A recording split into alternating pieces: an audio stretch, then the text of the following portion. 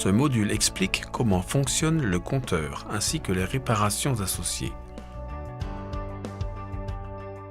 Les symptômes comprennent un manque de régénération, pas de consommation de sel, pas de déclin de capacité sur le contrôleur ou aucun débit affiché.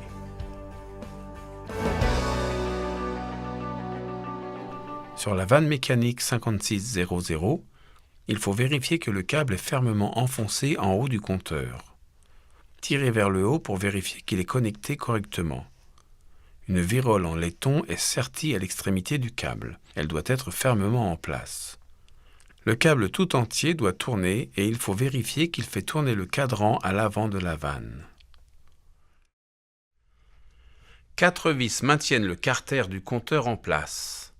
Les dévisser et enlever les 4 vis. Tirez le carter tout droit vers le haut pour le déposer. Une série de pignons se trouve à l'intérieur. Ces pignons permettent de mesurer la quantité d'eau avec précision. Il n'est pas possible de les remplacer individuellement. Et s'ils sont endommagés ou donnent une mauvaise mesure, il faut remplacer le carter. Un rotor se trouve à l'intérieur du corps. Vérifiez que toutes les pales sont solides et ne sont pas endommagées. Vérifiez aussi que le bas n'est pas usé, ce qui causerait un déséquilibre.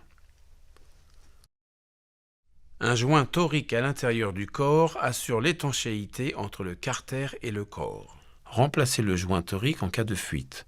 Vérifiez qu'il n'y a pas de débris dans le corps. Passez au réassemblage en remplaçant tous les éléments qui sont endommagés.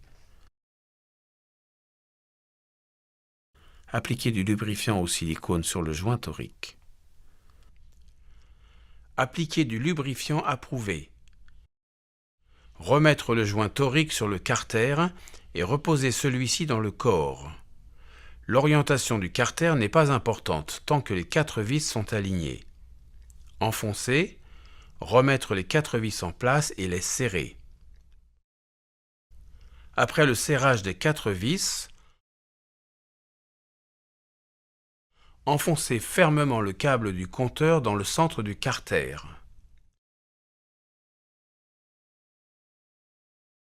Une fois que tout est bien serré, remettre le système sous pression et vérifier le progrès.